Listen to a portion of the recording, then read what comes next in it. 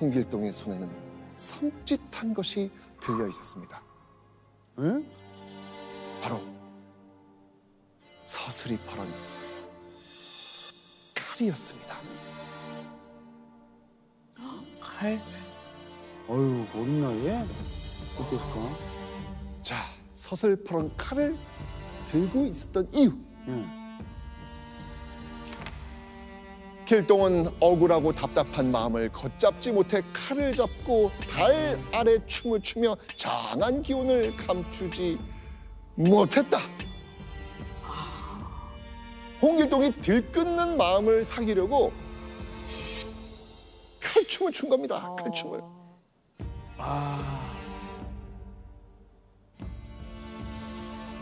자, 그런데 칼춤을 추던 홍길동이 누군가를 보고 깜짝 놀라서 칼을 떨어뜨립니다.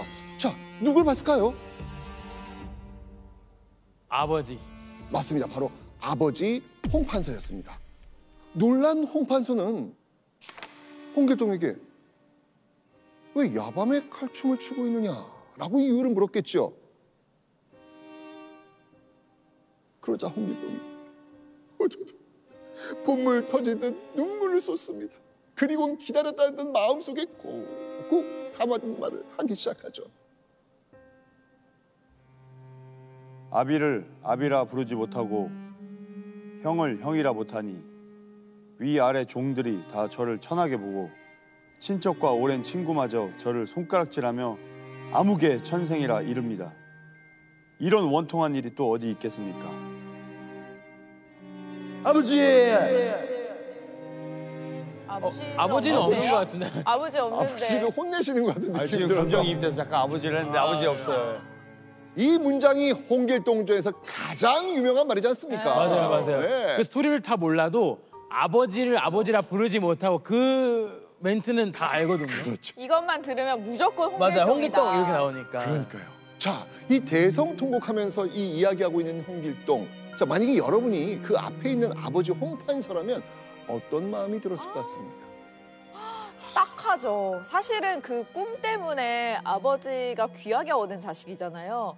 근데 그 야밤에 칼춤 추고 있는 모습 보면은 아비의 가슴은 찢어질 것 같아요. 지금 마음으로는 아버지라 불러라. 어유 내 아들 하겠는데 그게 안 되는 상황이니까 참 이게 애매한 힘들었을 것 같아요. 많이. 엄청. 홍판서는요, 서럽게 우는 홍길동에게 이렇게 말합니다.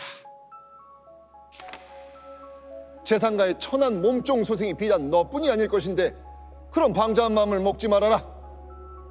앞으로 또 그런 말을 함부로 한다면 너를 다시는 보지 않겠다. 보듬어주지 않네요. 홍길동에게 헛된 꿈을 꾸지 말고 분수를 지키며 살라며 아주 매섭게 혼을 낸 거예요. 홍판서의 불효령에 홍길동은 그저 서럽게 눈물만 펑펑 쏟아냅니다. 이게 참. 근데 동네에서 아버지라고 부르면 왜 안 되는 거예요? 뭐 기분이 나쁜 상황인가? 아니면 왜 우리 집은 불렀을 때 뭐 다른 사람들이 막 손가락질해요? 왜 못 부르게 한 걸까요? 왜냐하면 생물학적으로는 아버지와 아들의 관계이지만 사회적으로는 아버지와 아들의 관계가 아니기 때문이죠. 노비를 통해서 얻은 자식이고 그런 자식은 조선에서는 종모법이라고 해서 어머니의 신분을 따라야만 합니다. 그러므로 아버지는 호부호영을 금할 수밖에 없었고 이것은 아들뿐만이 아니라 가문을 지키기 위한 조치였을 것입니다. 이것은 신분에 어울리지 않는 자존감을 지녔던 길동으로서는 받아들이기 어려운 일이었을 것입니다. 그렇게 묵묵히 아버지의 언명대로 얼자의 분수를 지키며 지내길 3년. 이제 11살이 된 홍길동이 아버지 홍판서와 함께 대청마루에서 도란도란 이야기를 나누고 있었습니다. 그런데 이때 묘한 분위기를 풍기는 여인이 홍판서 앞에 섭니다. 여인의 정체 바로 관상가였습니다. 관상가. 관상가는요, 홍판서의 관상을 봐주겠다고 합니다. 그런데 이 관상 보는 재주가 보통이 아니에요. 관상가는 누구도 모르는 홍판서의 과거를 솔솔솔솔 읊고 눈앞에 훤히 보이는 것처럼 홍판서의 미래를 예견까지 합니다. 관상가의 신기한 재주에 감탄한 홍판서는 내 아들 홍길동의 관상도 한번 봐주시오라고 요청을 하죠. 그런데 홍길동의 얼굴을 요리조리 살피던 관상가가 깜짝 놀랍니다. 여기서 문제 나갑니다. 홍길동의 관상을 본 관상가가 무슨 말을 했을까요? 김길동 씨. 김기돈 씨 빨라요. 저 친구는 세상을 바꿀 영웅일세. 잘 키워야 돼. 아주 비슷했습니다. 오답. 비슷했어요? 네. 자, 이 아이는 장차 왕이 될 상입니다. 정답. 와, 진짜요? 왕이 될 상인가? 네, 홍길동이 왕이 될 운명이라고 한 겁니다. 아, 진짜로? 자, 관상가의 말을 들은 홍판서는 홍길동을 향해 이렇게 말합니다. 오늘부터 백발 노인이 될 때까지 집 밖 출입을 금지한다. 백발노인이요? 그러니까 아무것도 못하게 만드는 그러니까요. 거잖아요. 자, 여러분들 엄연히 왕이 존재하는 조선에서 홍판서의 얼자가 왕이 될 운명을 타고났다는 이야기, 이거 퍼지면 어떻게 되는 거예요? 반역. 죽임당하죠. 영모. 영모. 순식간에 왕자를 탐하는 영모로 몰려 홍길동의 목숨은 물론이고요, 홍판서와 홍씨가문이 막 풍비박산 나는 겁니다. 후환이 두려웠던 홍판서는요, 관상가에게 거금을 건네면서 이 시간 이후로 이 이야기는 절대 입 밖에 내셔는 안 돼요 라고 경고까지 합니다. 그렇게 홍길동은 아무것도 모른 채 아버지 명령에 따라 창살 없는 감옥이 된 집에 갇혀 지내게 됩니다. 우리 김길동 씨, 네. 그때 홍길동 씨가 된다면 어떻게 하시겠습니까? 일단은 홍길동의 기운 자체가 그 막 강한 기운이 있는 사람인데 집 밖에 못 나간다? 못 참죠.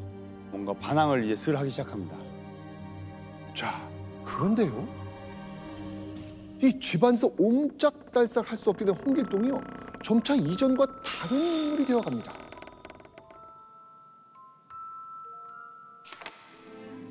귀신도 감히 헤아리지 못하는 술법이며 천지조화를 품어 풍운을 마음대로 부리며 육정육갑의 신장을 부려 신출귀몰하는 술법에 통달하니 세상에 두려운 것이 없었다. 흔히 우리가 아는 그런 막 도수를 부리는. 예, 바람을 다스리고 마른 하늘에 비를 내리고 땅을 접어다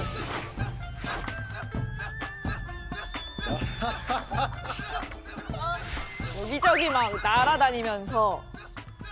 아니, 아까 우리 김길동 씨 네. 어떻게 하고 들어오셨어요? 동해번 쪽 빠르게. 그러니까요. 지도새도 모르게. 자, 여기서 육정육갑은요, 둔갑수를 말합니다. 홍길동이 집에 갇혀 있는 동안 손에 잡히는 대로 책을 읽고 틈틈이 무예를 갈고 닦은 겁니다. 그러더니 결국 바람과 비를 다스리고 둔갑수를 쓰는 온갖 도수를 익히기 시작한 거죠. 아무도 모르게 홀로 도수를 익히는 홍길동을 호시탐탐 지켜보는 사람이 있었습니다. 바로 홍길동의 목숨을 노리고 있는 자객이었습니다. 왜요? 자객이요? 네! 그 능력치를 집에만 알아본 있는데? 건가요? 자, 모두가 잠든 고요한 밤, 홍길동의 방에서 호롱불이 후 꺼졌을 때 절호의 기회가 왔다고 생각한 자객은 재빨리 홍길동의 방문을 벌컥 열어젖힙니다. 그런데 방 안으로 뛰어든 자객은 칼을 휘두르기는커녕 눈앞의 광경을 믿을 수 없다는 듯 눈만 비빕니다. 대체 무슨 일이 벌어진 것일까요?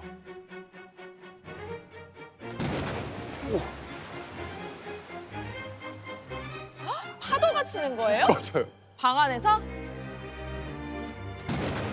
방 방 안에선 번개가 번쩍이고 우르릉 쾅쾅 천둥이 울리더니 바닥에서 뾰족한 산봉우리가 충순처럼 삐죽삐죽 솟아오르는 겁니다. 그러니까 집이 다 엎어진 거 아니에요? 소설은 소설이네요. 홍길동이 도수를 부리고 있는 겁니다. 자객이 넋을 잃은 틈을 타서 홍길동은 재빨리 자객을 제압하고 호통칩니다. 너를 보내 내 목숨을 노린 것은 누구냐? 그런데 자객의 답을 듣고 홍길동은 충격에 빠지고 납니다. 홍길동이 목숨을 노리고 자객을 보낸 건 대체 누구였을까요? 사건의 진상을 밝기 위해선 홍길동이 집에 갇히기 전으로 시간을 돌려야 합니다. 자, 여러분들, 홍길동은 어쩌다 집안에 갇힌 신세가 되었죠? 그 왕이 될 상이라 해서 아버지가 홍길동을 가뒀습니다. 맞아요.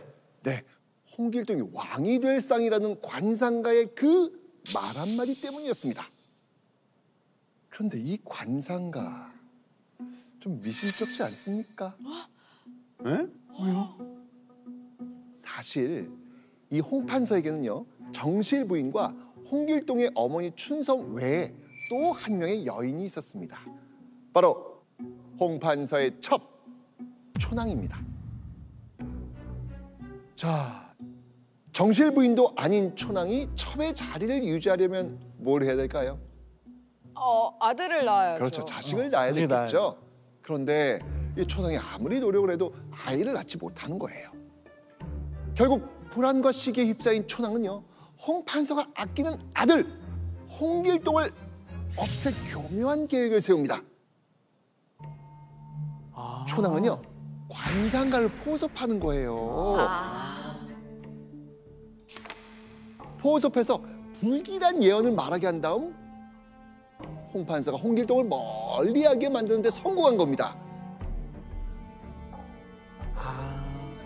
그리고 초낭은요, 혼자가 된 홍길동에게 자객을 보내서 쥐도 새도 모르는 사이 죽이려 했던 거죠. 그럼 관상가가 얘기한 뭐 왕이 될 상이다 이것도 다 거짓이었다는 거네요. 그렇죠. 멀리하게 하려고. 그렇죠. 가족이 자신을 죽이기 위해 일을 꾸미고 자객까지 고용했다는 사실에 충격을 받은 홍길동. 김길동 씨, 이때 심정 어땠을 것 같아요? 뭐 진짜 가족인데, 예, 뭐 전부 다 적이고 또 저랑 어머니 혼자밖에 없는 느낌? 그리고 이제는 내가 잠들어도 언제 죽을지 모르는 상태니까 되게 약간 불안했을 것 같아요. 홍길동은 곧장 자객의 목을 베니다. 와. 그리고 아버지 홍판서를 속인 관상가를 찾아내 관상가의 목도 베니다. 야, 행동한다. 그리고 난생 처음 손에 피를 묻힌 홍길동은 다급히 어딘가로 향합니다. 어디로 갔을까요? 아버지한테. 바로 아버지 홍판서의 침소였습니다. 아버지를 마주한 홍길동은 곧장 홍판서 앞으로 달려가 엎드려 눈물을 툭툭 흘리며 말하죠. 대감께 하직 인사를 올리려고 왔습니다. 떠나려고. 홍판서는 갑자기 집을 떠나겠다는 아들 홍길동의 말을 듣고 집을 떠나 어디를 가겠다는 거냐? 라면서 만류를 합니다. 하지만 아버지의 만류에도 홍길동은 쿵쩍하지 않았지요. 그렇게 묵묵히 아버지의 이야기를 듣던 홍길동은 이내 가슴에 묻고 있던 한마디를 꺼냅니다. 평생 소원을 풀 날이 없는 것이 너무나도 서럽습니다. 홍길동의 평생 소원이 뭐였죠? 아버지라고 부르는 거죠. 맞습니다. 아버지를 아버지라고 부르는 것. 8살이었던 홍길동이 아버지라 부르고 싶다고 했을 때 홍판서 어땠습니까? 안 된다고. 안 된다 했죠. 불호령을 내렸잖아요. 자, 이번에 홍판서는 또 홍길동에게 뭐라고 말했을까요? 오늘로부터 내 소원을 풀어줄 테니 근심을 끼치지 말고 빨리 돌아와 나의 마음을 위로하라. 약간 이제 아버지라 불러도 된다는 거예요? 우와. 홍판서가 홍길동의 소원을 들어주고 아버지라 부를 수 있게 허락한 겁니다. 오랜 꿈이 이루어진 거 아니에요? 이제 행복하게만 살면 되니까. 그러니까. 그 홍길동은요, 흐르는 눈물을 삼키며 이렇게 말합니다.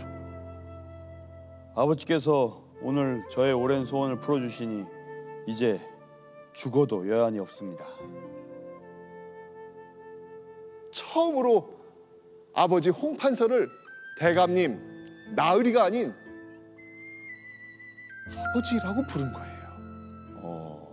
자, 김길동 씨, 이때 어떤 기분이셨습니까? 아버지라고 불렀을 때요. 뭔가 사실 그때 이제 동네에서 얼짜들끼리 모여서 많이 힘들었거든요. 근데 이제 친구들한테 가서 자랑할 수 있는 나 이제 아버지 생겼다. 나 아버지라고 부른다. 그러니까 얼짜들 사이에서 되게 부러움을 샀겠어요. 난리 났죠. 뭐. 근데 그간에 10여 년을 사실 아버지라고 못 불렀어도 그냥 한마디 아버지라고 불러라 이 순간에 그간에 묵은 채증이 다 내려갔을 것 같아요. 평생 소원을 이룬 홍길동은 아버지에게 감사의 큰 절을 올립니다. 그리고는 하직 인사를 하고 집을 떠나겠다고 하죠.